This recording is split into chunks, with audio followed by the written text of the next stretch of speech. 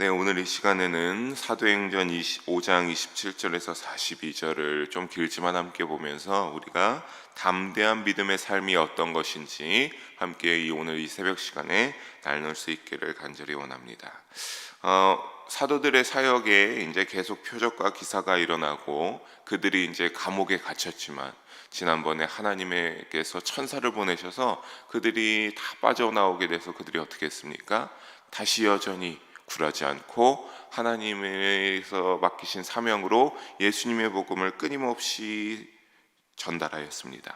그렇게 초대교회 공동체가 참 부흥이 활발하게 일어나고 그들은 그런 모든 상황들 가운데 하나님이 인도하여 주심으로 평안한 것 같았지만 위기가 없지는 않았습니다.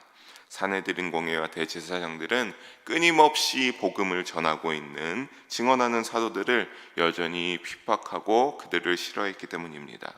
그래서 그들이 처음에 붙잡혀서 가서 사내들인 공회에 갔을 때 어떻게 했습니까? 그 공회의 사람들이 사도들을 풀어주면서 다시는 그때도 너희가 예수님의 이름을 복음을 전하지 말라라고 하는 그 경고를 받았음에도 오늘 이 시간을 보면 본문에도 감옥에서 풀리고 나와서 성전에 가서 여전히 복음을 전하고 있는 그 사도들의 모습을 볼 수 있었습니다.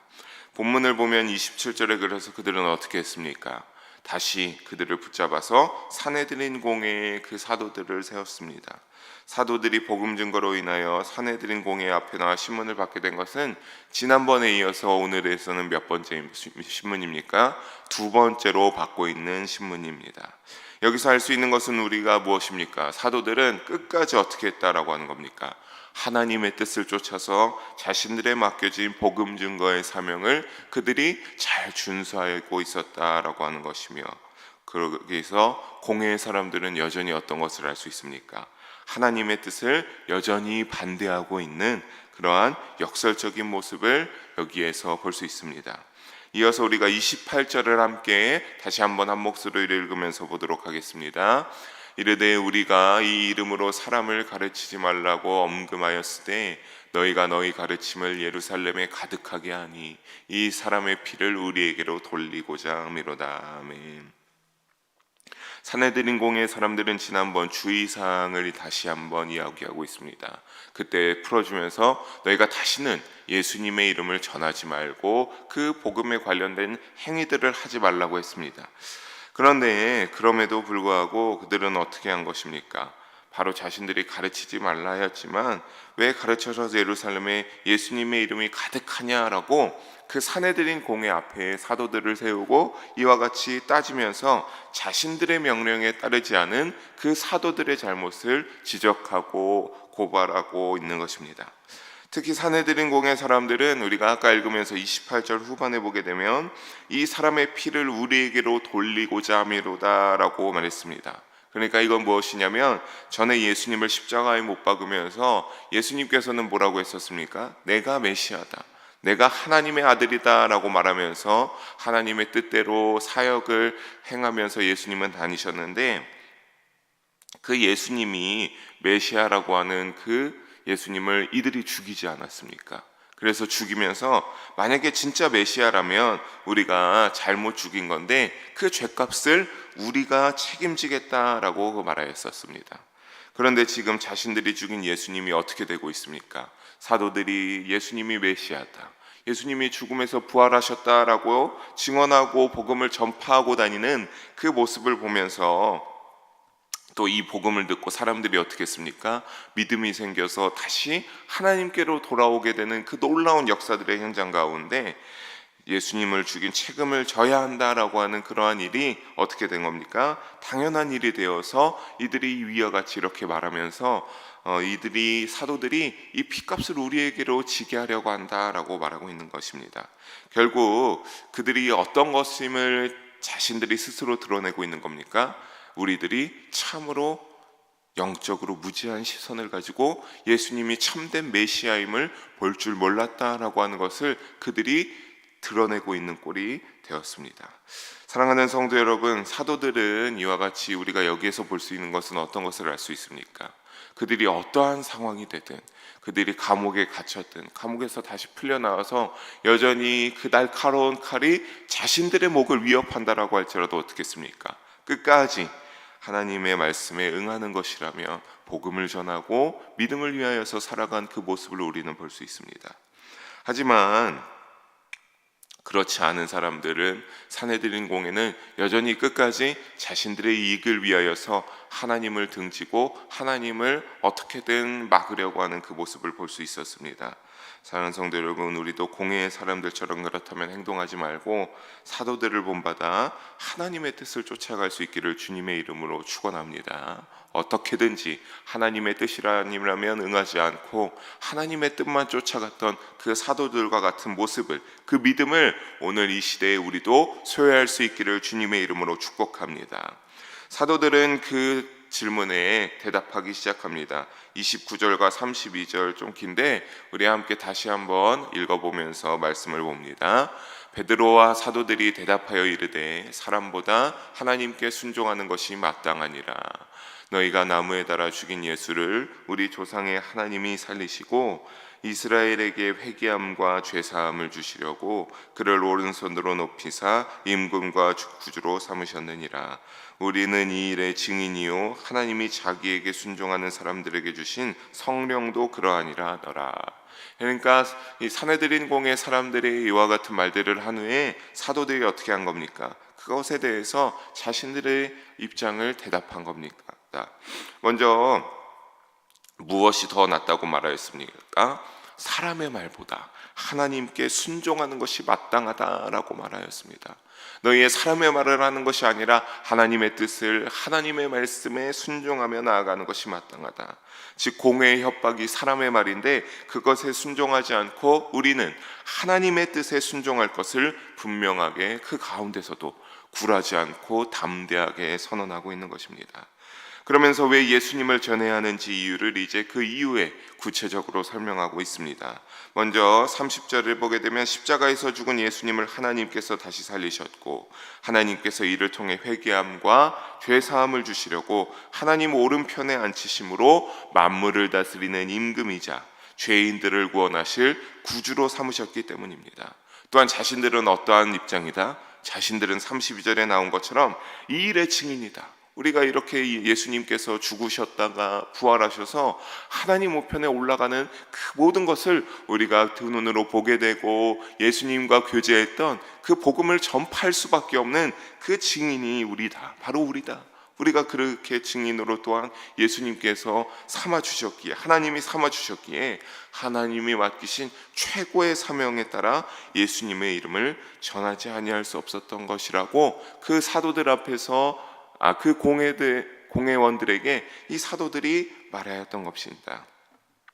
하지만 이 말을 들은 그 자리에 있던 대제사장과 공회 사람들은 어떻게 했습니까? 33절에 나오는 것처럼 사도들의 이와 같은 증언에 그들은 일제히 분노하여서 사도들을 어떻게 하고자 했습니까? 모두 죽여버리고자 하는 그 마음이 불같이 악한 마음이 가득 차게 끌어올라 차게 되었습니다.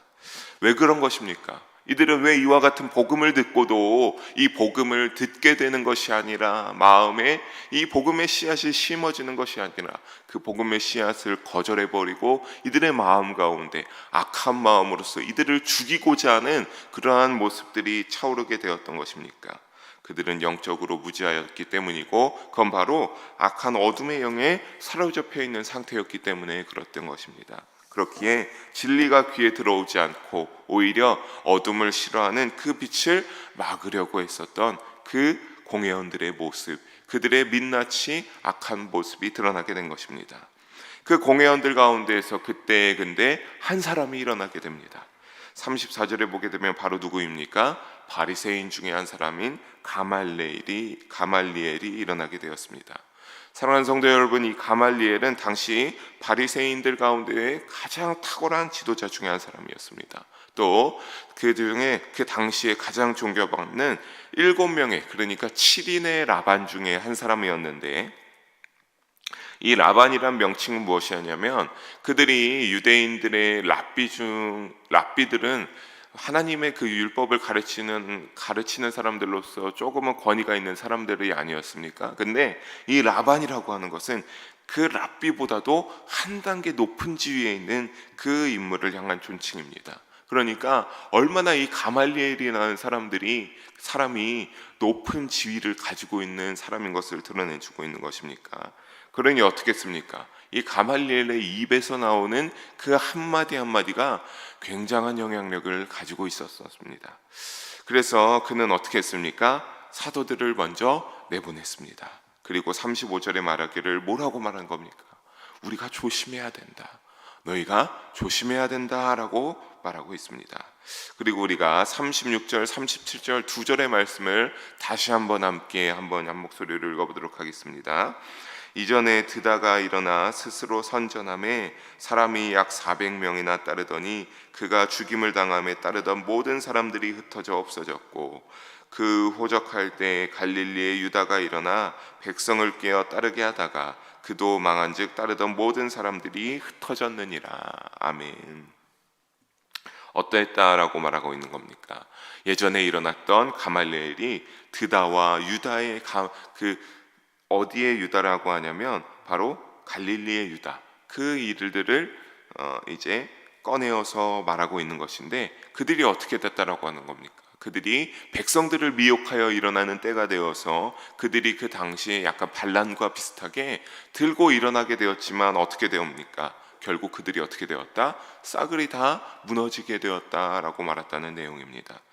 이들의 결과를 보게 되면, 특히나 우리가 읽은 대로 말씀 두 절의 후반부에 보게 되면 이들도 망하고 또한 어떻게 됐습니까? 따르던 모든 그 백성들도 어떻게 되었다? 흩어져 버렸다라고 하는 겁니다. 모든 사람들이 흩어져서 없어져 버렸다라고 가말리엘이 말하고 있습니다. 그러면서 가말리엘이 논리를 펼치기 시작하는데 38절과 39절의 내용인데 거기에 보면 뭐라고 하는 겁니까? 사도들을 내버려 두자. 이러한 것들이 있지 않았냐. 그러니까 우리가 사도들을 내버려 두어야 된다라고 하는 겁니다. 왜? 드다와 유다처럼 사람으로부터 그들이 일어난 것, 하나님이 함께 하시지 않으면 결국엔 어떻게 된다?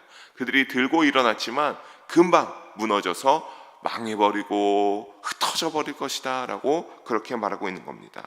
하지만 그들이 하나님께로부터 났으면, 하나님이 그들과 함께하고 계시는 그 상황이라면 그들은 절대 무너지지 않을 것이고, 도리어 우리가 어떻게 된다? 우리가 계속 이렇게 한다면 우리가 하나님의 역사를 오히려 맡게 되는 하나님의 대적이 되는 것이다 라고 말하면서 우리가 그들을 그냥 보내줘야 된다, 어떻게 될지 지켜보기나 하면 된다라고 그렇게 말하고 있는 것입니다.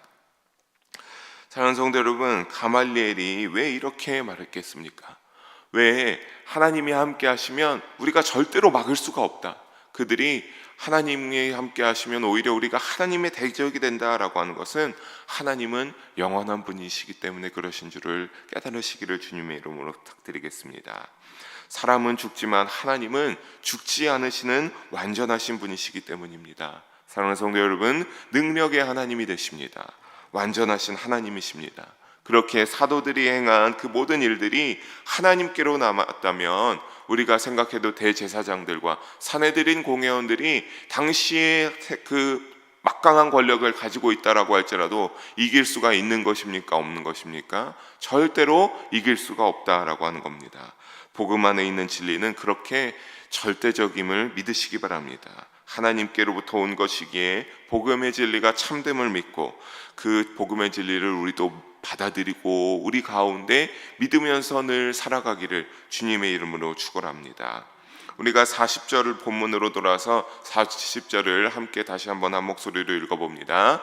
그들이 옳게 여겨 사도들을 불러들여 책짓질하며 예수의 이름으로 말하는 것을 금하고 놓으니, 공회는 이같이 가말리엘의 말을 듣고 사도들을 풀어주었으나 어떻게 했습니까?